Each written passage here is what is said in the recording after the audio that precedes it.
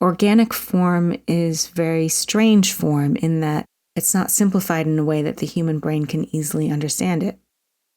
All human form, all natural form, whether we're talking about driftwood or creatures, flora or fauna, or whether we're talking about seashells, or whether we're talking about deer antlers, or whether we're talking about your dog's face or your favorite human being's face, all human form, all natural form is extremely complex.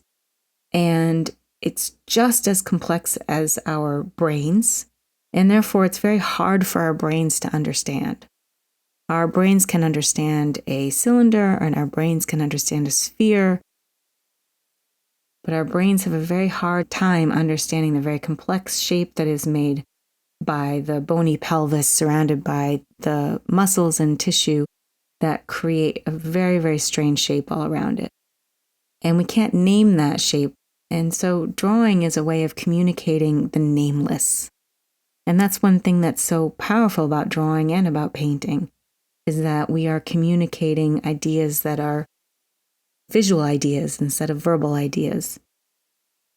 Symbols are about verbal ideas. Symbols are closely related to language and a part of our brain that is using a way of systematizing and simplifying what we experience.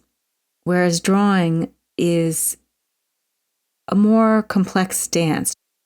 Drawing is a depiction of our relationship to a very complex environment, and that complexity is very interesting and exciting to the human mind. And understanding that complexity and translating it to somebody else's understanding is a complex interaction between the artist and the viewer. That really is the reason that representational art is still fascinating, even in this era of the digital camera, when we can take a picture of anything we like. For some reason, there's still people who still want to learn to draw, and there are still people who enjoy looking at what other people have drawn.